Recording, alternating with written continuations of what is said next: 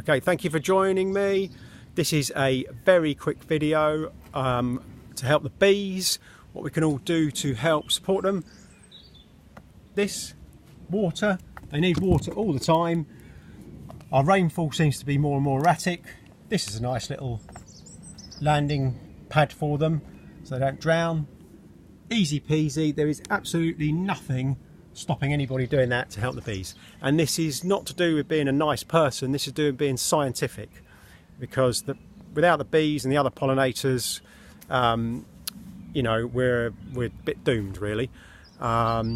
So yep, we all need to do what we can to help them. And yeah, imagine tens of thousands of people around the country just everyone doing a little bit, and yeah, we stand a better chance of keeping them with us, because if we help the bees, we look after the bees look after us. That's all for now. Thanks for joining me.